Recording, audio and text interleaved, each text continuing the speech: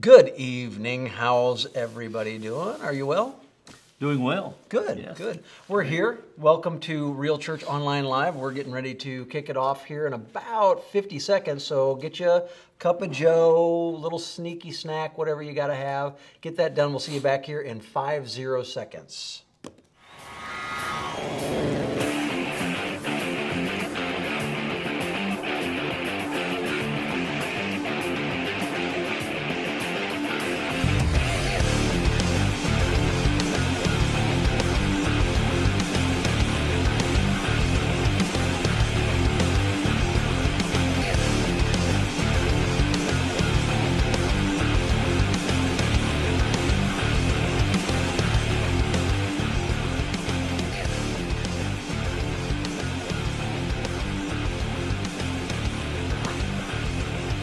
All right, very good. Are we rolling? Awesome. Well, I don't have this on here, so Rachel, help me. Everybody get on and make sure that you're here and type in the little button, the like button and all that stuff, the page. Here we go. I'm looking for it, Rachel. You finding it? Look for the handsome guy on there. Weren't you showing that to me? I saw you, but I didn't see. I didn't want you to I see refer the to me, man. I see the promoted event, but I don't see anything else. So I'm going to click there now. That's awesome. Here, come get that. Take care of that. That'll be great. All right, everybody doing well? How about the peanut gallery? Doing all right here? Frank, look at he's it's all good, man. It's good. Do you have us over there, sis? Pull us up. Oh, you don't have Facebook. Go over there and sit next to Rach so you can see what's going on. All right, Frank, how you doing, buddy? Good. Besides helping out, being the servant that you are, down on your knees, sir. This is the kind of servant's heart that you have. A guy will crawl on his hands and his knees out of camera range just so that he can take care of what needs to be done. That's a servant right there, buddy. I appreciate that. Yeah, it's good. So what's up with your week? How are you doing? We got Dave and Bob. Let's talk about them Yes. first. Dave, California? Dave and Bob are, listen, they're living it up, really. He's Let's talk acting about like they're working, but I caught him napping out there. I can tell you, they're not working. They're not working. They're out there having fun. You know they are. I hope they're not listening because, I wouldn't want to hurt their feelings. No, I think they're okay. There's a lot of, I hope that's a thumbs up. I had it the other way. It didn't look at all like a thumbs up. That's not good at all. All right. Hey, Sharon Williams. Good to see you. Kelly Manis. Got that. Everybody else, good. Can't see who else has played so far, but we'll get there. 4 people together. All right, well, we're going to be in Acts chapter 20 tonight. Tell me about your week. We didn't get that far. Well, very productive week. It's work, but it's boring for a lot of people who don't understand coding. But for those who do, it's actually scores of lines written this week. So Scores of Yes. of lines written. Yes. And that's good. Yeah. They say an average programmer in any given day, if he can write 4 lines of code that's kept, then it's a productive day. That is not my gig, because I'm telling you what, I only write like 1 line in my busy world, but if it was 4 literal lines, I would pull my hair clean out. How long is a line? Well, a line of About code, a mile and a half. It's not much, or it can be a lot. But It was 4 scores, in any 4 case, 7 years ago. Like, I don't know. Big. yeah. Steve does that stuff for us. I can't Steve even can feature it. attest I hate to it. There you go. Don, I will return, Dave says. Very good. Hurry, tell them to hurry. Well, again, we're going to be in Acts chapter 20 tonight, so let's get started here. I think it's going to be a pretty good chapter for us. It says this in verse 1. We're going to read all the way through verse 12 tonight, so we're going to kick it up and read 12 verses. Here we go. When the uproar had ended, Paul sent for the disciples, and after encouraging them, said goodbye and set out for Macedonia. He traveled through that area, speaking many words of encouragement to the people, and finally arrived in Greece, where he stayed 3 months. Because the Jews made a plot against him just as he was about to sail for Syria, he decided to go back through Macedonia. He was accompanied by Sopater, son of Pyrrhus from Berea, Aristarchus and Secundus from Thessalonica, Gaius from Derbe, Timothy also, and Tychicus and Trophimus from the province of Asia. These men went on ahead and waited for us at Troas.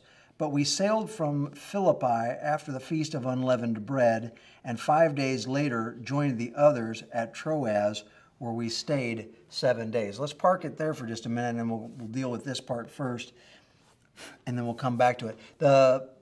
If we recall back here, we're dealing with that riot that's going on in Ephesus at the end of what we kind of read last time because of Demetrius, the silversmith, who really kind of, created an uproar and got the entire city really wound up tighter than an 8-day clock. And they were trying to get a hold of them, and finally some city clerk jumped in and kind of managed everything and got it quieted down, which was good. So that's when we start the thing. When the uproar had ended, then Paul sends for the disciples, it says, and encourages them, said goodbye, and then he set out for Macedonia. He had plans to sail over to Syria, but they decided they were going to try and kill him. Right. Pick him up, throw him overboard or something. He found the plot and decided, no, rain on that, I'll just walk back through the interior via land, and I'll go that way. So that was kind of the point that I caught out of it. Anything that you're hitting? Well, I was just going to say, in a little bit of a kidding way, but it doesn't say that the Spirit of God created that scenario so that he went a different route. Yeah. But you have to believe that God was with him, and no matter what path he was taking, and that was played out perfectly for what the Lord wanted to do. Yeah, something happened where he evidently picked up wind of it one way or the other. The other piece that I saw in verse 4, which is always something that I find wonderful, is you see this company of brothers that are working together to bring the gospel. I can't talk enough about what it means to have brothers that dwell together in unity.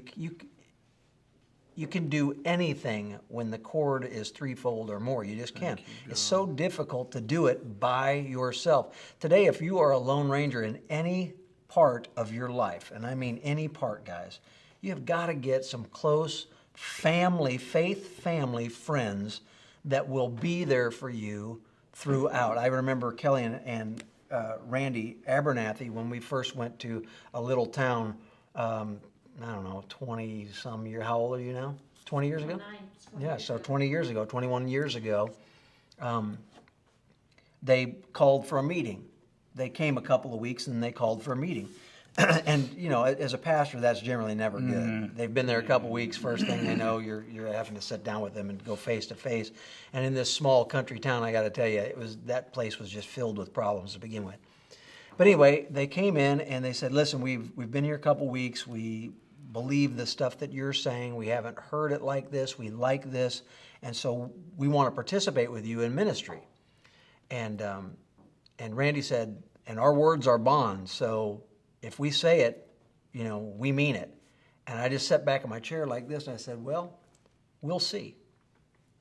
And I remember they kind of set up like that. And I said, we'll see. We'll just see if what you're saying is true, And those people have been with me since. So, I mean, think that through. They have really been my Priscilla and Aquila to Paul, because they've stuck with me through thick and thin. They've been at 4 churches since then with me. They've traveled across the country with me. There's something to be said about that. Now that's serious commitment, where people will pick up and travel with you. I mean, that's serious commitment. But that's what was going on here. These brothers were so committed to the gospel, not their lives, but to the gospel, to living the truth of the Word of God, that they worked together. They did whatever needed to be done. While Paul was teaching, they'd go get jobs so that he didn't have to have a job. They would work it out like that. They did all manner of different things so that that word of the living God could go forward for the people. Now, I'm just telling you, again, if you live singularly in your life at any place, I don't care whether you're a single parent or whether you go to church by yourself because your spouse won't go or you don't have a spouse, you have got to get connected to a family of believers.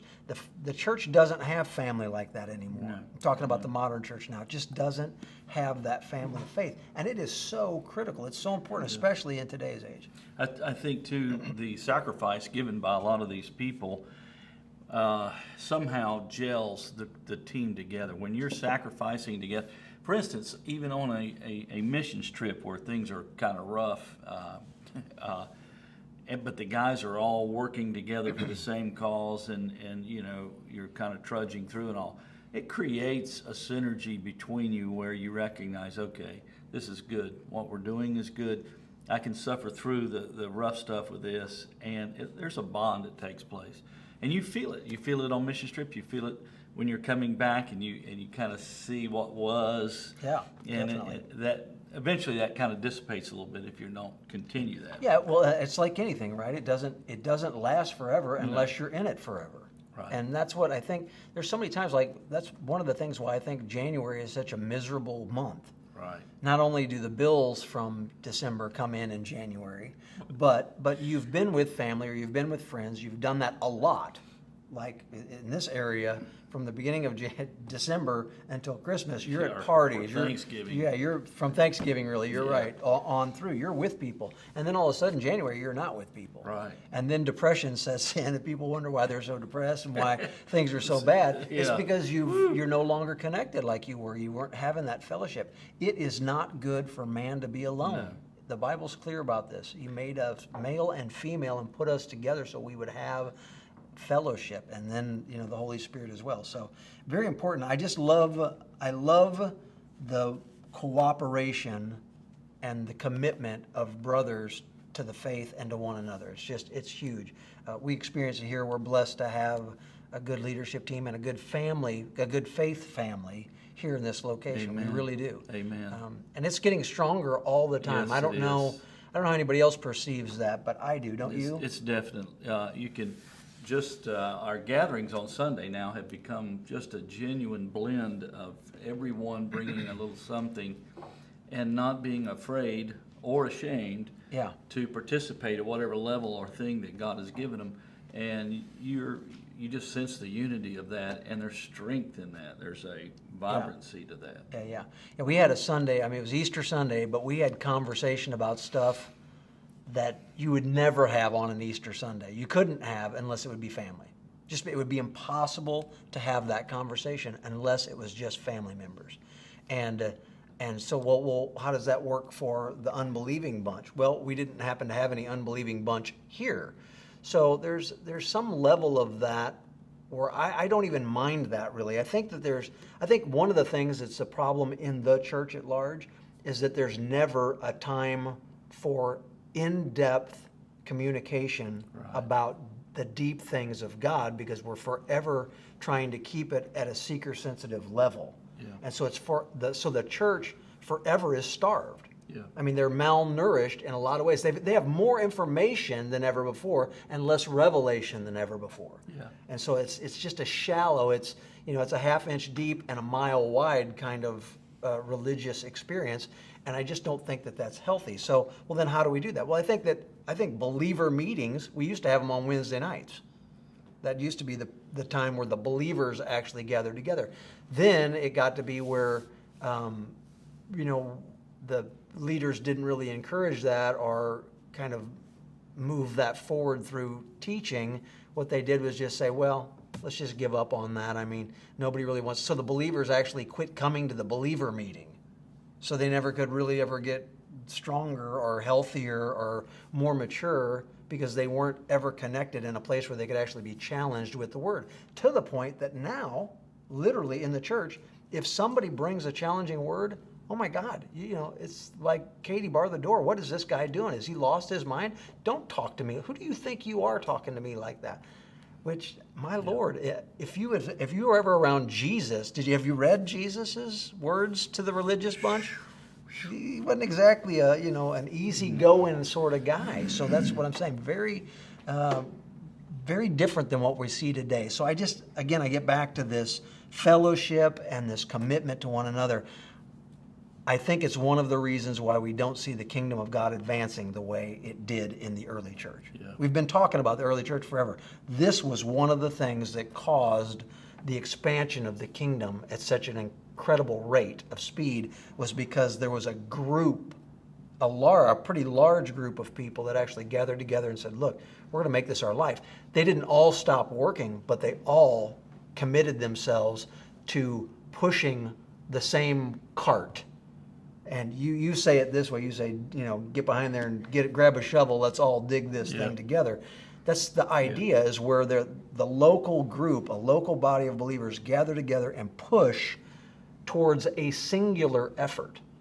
And what is that singular effort? Well, it's different with every local body. So talk to me about anything that you guys might have tonight. If you have any thoughts on this, I'm interested in hearing, and I'm doing a lot of talking. But we kind of touched on this a little bit today, and I've been contemplating the faith family thing, and this just, again, kind of rolls into that for me. Any thoughts from the Peanut Gallery tonight on that subject, or from Don? Anybody? Yeah, I noticed that they're all from different areas too. They're not just from one local place. They're from Asia, and Thessalonica, and Derby, and all different parts. Yeah. They weren't all from the same town. They're from a group of guys from Good. different areas of the country, of the world, actually. Right. That's good. But when they came together, they were unified. Right. But they became a part of the body, which is to say, I can be from St. Louis, it's okay, and be over here in Charlotte, it's fine. You may not like it, but I mean, for crying out loud, you're a Patriots fan. Are you kidding me? I mean, we allow that in here. Hello. You got to know this Oh, is boy. this is a place of grace if we allow such. Oh no, it's okay. I'm kidding. You just lost all your audience, man. You guys, anything? We had a group back in Springfield we called the Band of Brothers. And we got interested in the Full Gospel Businessmen's Fellowship. And then because 5 of us were so closely associated, as you're talking here, we started 5 other groups in towns around. Because Hallelujah. one was a clothier, and he'd go over there to buy something, and he'd come back and say, I think we can start one over there. This guy I met is a good Christian. And then another one was a lawyer. He'd have a case with a guy in a different town. He'd say, I met this guy as a Christian. And we just ended up starting 5 other groups of really spiritually inclined in those days, businessmen's fellowship. And we didn't have any of them that didn't get filled with the Spirit and carry on. Very good. It's wonderful. That's wonderful. But You know- it was because it was a band of brothers and we could work together. Never could any one of us done that by ourselves. Yeah, man. If we could just get that, there's strength in numbers. Did somebody say something, or do you have No, something? I was just gonna say something. I was gonna say that, my parents are Kelly and Randy Abernathy, for whoever's on who doesn't know, but we moved. And so when we moved and left our hometown, our faith family really became our family, because our physical family, who we are close to, was somewhere else. And Yes. so our faith family really became our family. And and when you're involved with people that are like-minded and that are moving forward in the same manner that you are, and involved in the kingdom like that, that spiritual connection is very deep. Yes. I mean, it's like the original blood, the blood of Christ. Right. Not just the blood of physical family Yes. flowing through you, but Yes. the blood of Christ. And it's very powerful, so much so that when I leave a place and go somewhere else, because I've moved again, Yes. that there are still people that are my family Yeah. that are in these other places that are still like-minded. They're just there and I'm here. Yes. We're Yes. still communicating about Christ and still talking about the things that he's doing in their world and in my area, and we're just in 2 different timelines now. Right. Sid, do you think that kind of connection that Rachel is talking about with the faith family is at that level in most churches? I don't think that. I think that you come in on a Sunday morning, you sing some songs, you hear a message, you get up and you leave.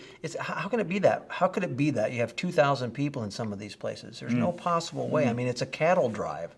You're literally, from just a logistics standpoint, you're trying to get people out of the parking lot so that the next group of people can get in. Now, you Wow. tell me how fellowship is going to occur Wow. like that. Wow. And it's just not possible. We don't have the time. The meeting has to be, it's got to go by this number. Because why? Because we've got another meeting coming up after this.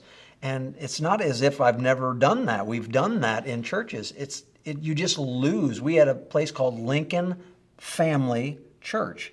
And it was a family church, but what happened was we grew so big we had to have multiple locations because we were running people in one right after the Wow. other. And it was like, this is stupid. So we wound up doing different locations so that we could have smaller groups that were more family oriented, and then we all would come together like once or twice a year. We'd have a big celebration. Very cool. Which was cool. We'd rent out the school, and then we'd all come to that place. Right. And so it wasn't like people didn't know each other. The town's not that big. The town's only 250,000 people in Lincoln, but still, that was one of the ways that we tried to fix it. But I'm just saying, I don't think that happens. Not to a really good. People are lonely. Yes. They are, Yes. and they don't. Well, just, when was the last time, here I can't say it because everybody watching and everybody in this room would say, the last time we were challenged was the last time we were sitting with somebody. But for most people, that's not the way it goes. Wow. I mean, you go talk to your neighbors that go to church and ask them when the last time was that the person sitting next to them challenged them in their faith.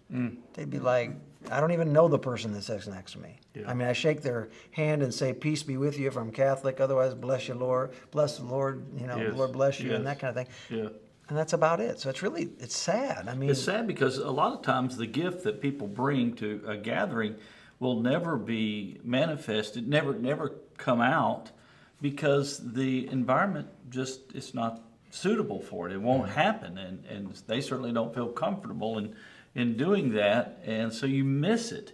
But when there is that faith family that knows one another and somebody begins to share and give a word, you know that brother. that's right. You open your receiver, instantly to what he's trying to communicate, and you're picking that up. Well, if you're not with them, that's just not going to happen. Usually, you're very guarded, and he's saying that, but you don't really know, and that's sad. I think you're right. I think that's very sad, and that's really what we want to communicate out there is. Finding that and having that is very important. Yeah, it's just man. very important. Yeah.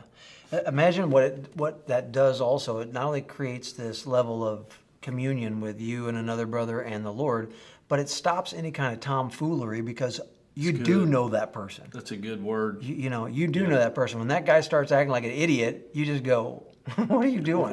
What is that? What is wrong with you, brother? I'm going to knock you out. Yeah. Don't talk like that. Or you can go, oh my gosh, that's the Lord. I know that brother. Yeah. That's not him. That's the Lord. You can really know. Yeah, Frank. And when you do call them out, since you do have the relationship, hopefully so, Yeah. that there's a good chance that brother may get offended by you calling him out. But if you're close enough, you know your family, he may bump up against that and just walk where you're mad or whatever. Yeah. But give us some time. Usually that brother will come back and say, No doubt. Yeah.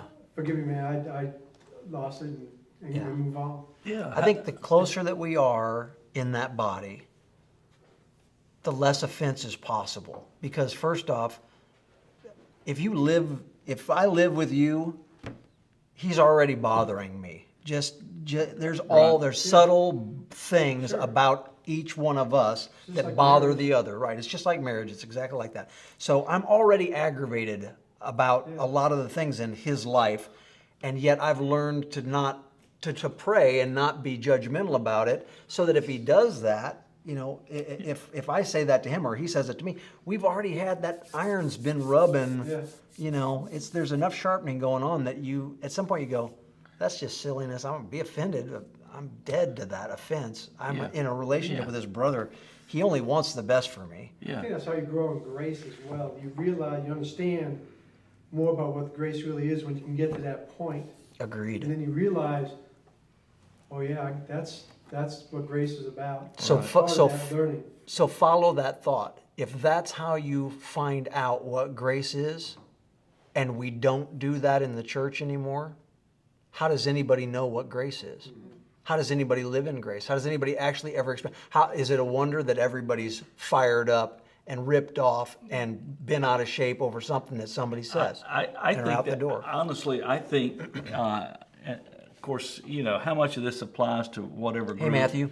Only an individual can say, but I think that's why we're so polite on Sunday mornings is it's just easier not to go any deeper than that, and we can all play nice together. And oh yeah, that's good. Mm-hmm. And you play that nice game, Oh yeah, that's good. and nothing ever really is changed. but you're not offended at least. You know. To me, what a colossal waste of energy and time. I don't even want to get up and do my hair for that. I'm certainly not going to shave for that. I might not even put on deodorant just to see if I can offend you with that. I mean, it's just crazy. gosh. There's an offense, brother. Do I offend? Woo! But the whole point is that we're missing this. We're missing this family piece, man. I'm telling you, it's lost to us. Well, I have a nephew on here right now. I haven't seen Matthew, and I couldn't tell you when. He lives in Florida with my sister, but who lives in Florida. But the family piece of that, we're spread out all across the world. If I saw Matthew tomorrow, I'd grab him and hug him and give him a kiss and all that stuff. But I'm just saying, he's there, I'm here. It's what Rachel was talking about earlier.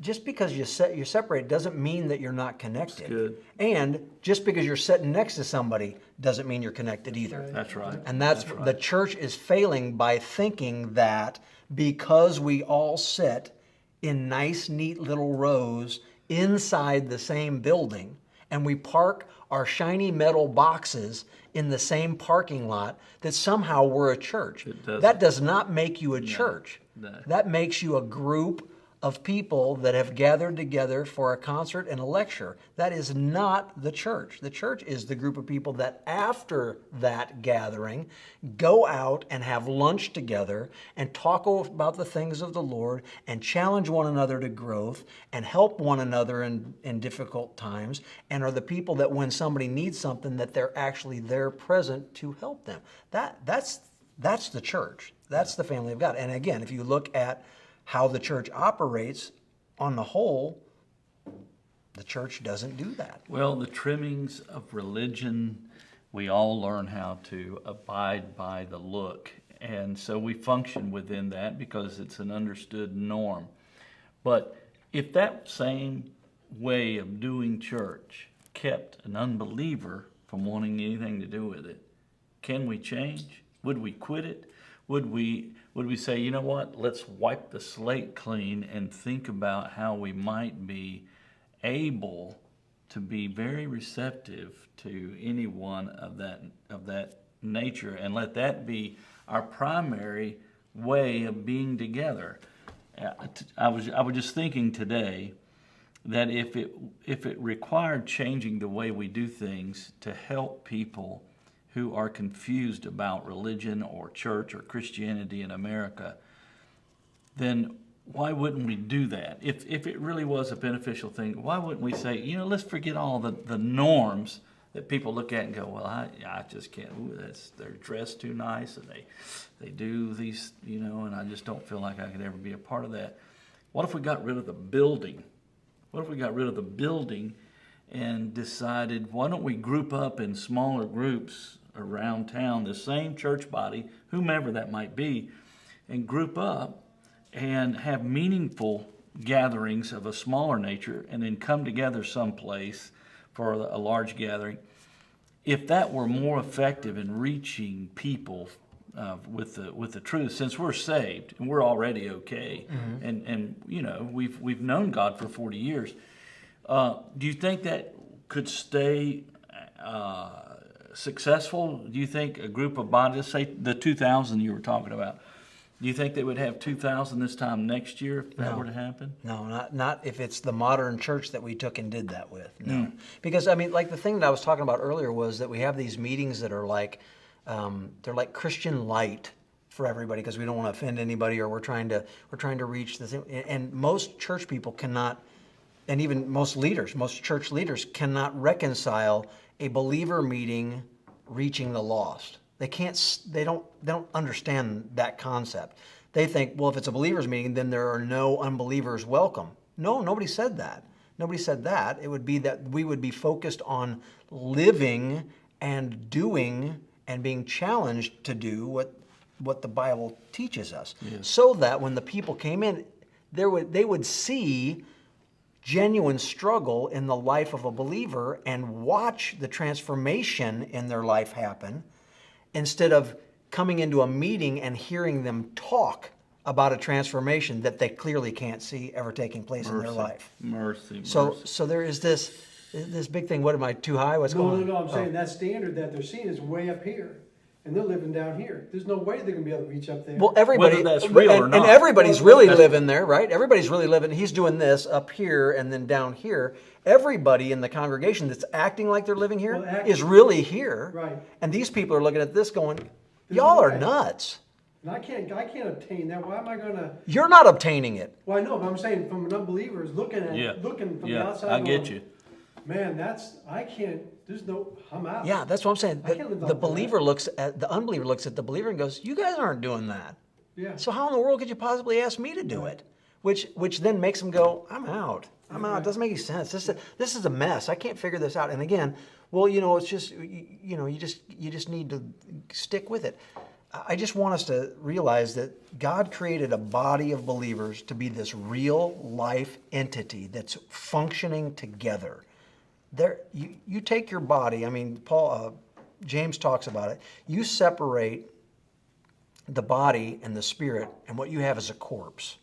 That's all there is. You got a corpse on your hand, and that whenever you separate the spirit and faith in our life, you're just living with this dead thing, and that's really what religion has become. It has become this dead creature that does not. It's just a form and that doesn't function. Yeah. It's just become a form that has no power, and people are lost by that. Now, that doesn't mean they don't attend. So when you ask me the question, does 2,000 people, do they do that? No, because they've never experienced that. Now, if you took a group of 20 that experienced that, Yes. they could, Yes. theoretically, if they were actually living it, become a group of 2,000. True.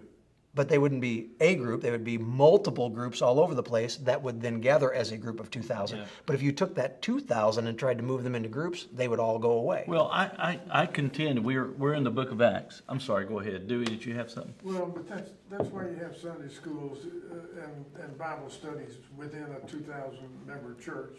And if the people will get into those groups that they should get That's into. right. That's true. Then they can grow and develop. The problem is so many of them are just having groups that are doing knitting or bingo or something silly. Yeah. Instead of Bible studies or Sunday school, And you said a really important word in that. You said, if they would. if they would. Yeah. And really, in this day and age, I mean, it's one of the things that is the struggle.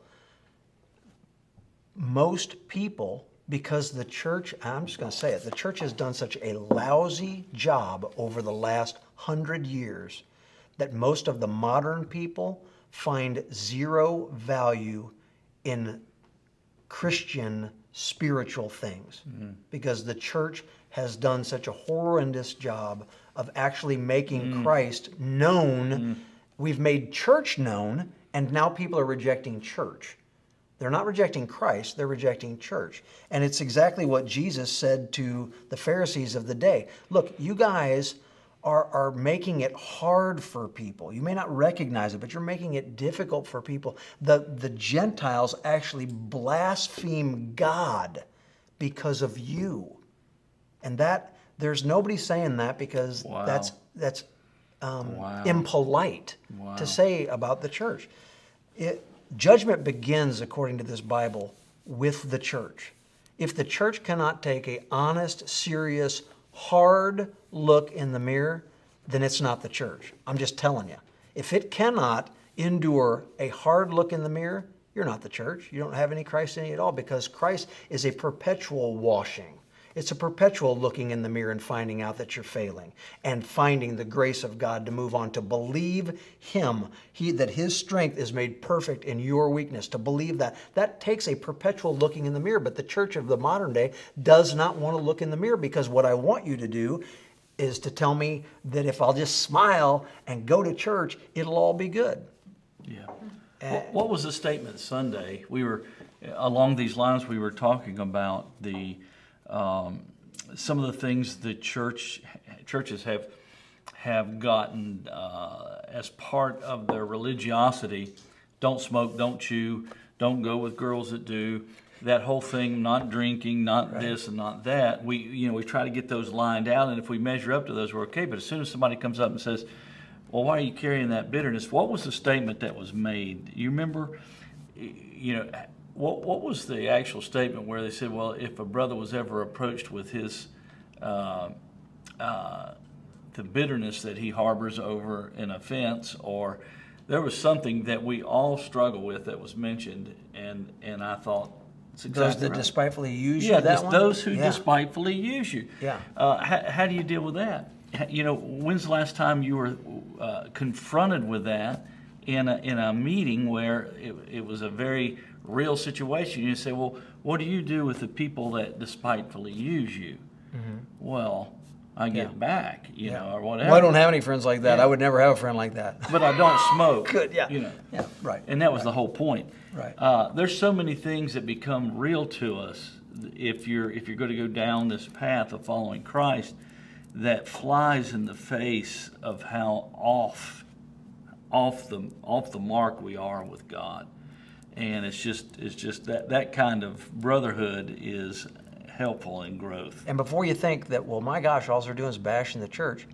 No. I love the church. Oh, my. It's the whole point. It's the whole point of us looking at the No, church. it's That was the whole beautiful. point of our time together on these Wednesday nights, was to actually look at what it means to be the church, because it's different than going to church. Yes. Dave says here, fake it till you make it. I'm supposing that was somewhere back in the thing when we were talking about, just do it and look good. But that's really about all we've asked of church members. Just act like it's, don't talk about that. Whatever you do, don't talk about that stuff. Just smile and say God bless you and move on. So it's weird to me that we got off of this brotherhood piece because you can see what happens when you start looking at real, genuine fellowship and family, and you start saying, why does that not exist here? Then you start backing it up and you start seeing what's robbing us of that. Yes. We have a birthright from God to be the family of God. Amen. It's Amen. a birthright. We have been born again into the household of God. We are now brothers and sisters Yes. in His Yes. house. And that's our birthright. And we're letting the enemy steal. We're saying, you know what? Beans are good. A bowl of red beans are great. Who needs this fellowship thing? We're letting the enemy steal, and nobody's saying anything. I just don't get it, guys. It makes me crazy when I think about all the things that we're really missing out on in reality, how important and how powerful it is. And the crazy thing is, how can we get people to come? We'll have a barbecue, or look, if we loved people like Jesus loves us, you couldn't keep them away. You wouldn't have buildings big enough for them to attend to. And then what would we do? Well, the modern church would try to build bigger buildings real quick. That's not the thing. We need to go back to this love message that Jesus had for us and this life that He's given to us, and not let the enemy steal it from us. I really think that it's huge today, because we haven't even got through to this piece, but we're going to see what this brotherhood does and how it works a little bit. We'll probably have to wait till next week because we're running kind of long now. Any thoughts here? Anybody else have kind of beat this horse a little bit, but it's all good. Yeah, sorry. Well, no. It is, we haven't learned to cope with modern society where people are so diverse. When I was a child, 80% of the people were connected to farms in small towns. That's a good point. It was easier to have what you're talking about because everybody was in the same business or something Yeah. related to it. Or commonality of And belief, there was too. much more commonality, but when you started developing churches of 1,000, 2,000, 5,000, you just lost all of that. You Yeah. can't know 5,000 people. Yeah, you can't. And those 5,000 people are so incredibly, as you're saying, diverse, that it's impossible for leaders to serve that. Yes. It's impossible. The leaders are doing the best that they can, and so I'm not mad at them. I'm just saying, get smaller congregations. That's the answer. You want to know the answer is not in a bigger building. The answer is multiple small congregations. I've said it forever. I would rather have 10 congregations of 100 than one of 1,000. And statistics prove out that those 10 churches of 100 will be way more effective per capita of seeing souls saved. Now, the big church will save more people because they have a bigger program, more money, more way to blow at it. And I say, save them. They'll have people say prayers. I don't know whether they actually become disciples or not. Watch out. Yeah, that's a whole other topic. But in actuality, when we're talking about water baptisms per capita, this will overdo this one every single time. And so if those are the numbers, I mean, I'm not really all that great at math, but I can tell you that 2 + 2 is 4, and 1 + 1 is 2. Enough said. I don't need to say anymore. Go back, quit building the big buildings, start getting smaller congregations, start letting people use their gifts. Start letting them become There you family. go. Start letting the God in each one of us Yes. develop. I mean, you have a whole body here. It ain't Yeah. just your eyeball. That's right. You That's know, right. and we've allowed that to go on because the eyeball is holding the rest of the body captive. It's craziness. Why? Can I just say that and we don't do this a lot. We really don't. But bragging on our crew here, the folks who gather on Sunday, our small body here. And I'm not saying that we've got it exactly right and all that. Follow us as we follow. No, that's not what I'm saying. Well, I would say follow us as we follow Christ. I Well, think that's a fair statement to make because True we're enough. actually doing But our if we're best to not follow following Christ. yeah. Yeah, well, no, we are Yeah, following Christ. we are. Listen, there's no we're doing. We're not. That's all we're doing Yes. at this point. Yeah. It's about all we're doing is Well, trying to follow Him. Look to me, it is a genuine blessing that the rank and file, all of us that gather, a good word may come from that corner or from over here or Yes. over there. Yeah. An insight, a wisdom, a truth that I'm just telling you a year ago would not have come out. I agree. It wouldn't. It would not have been vocalized. Right. Look at Sunday. Yeah. There was 2 or 3 people that said stuff that I would have never in my wildest dreams believed they would have said those things.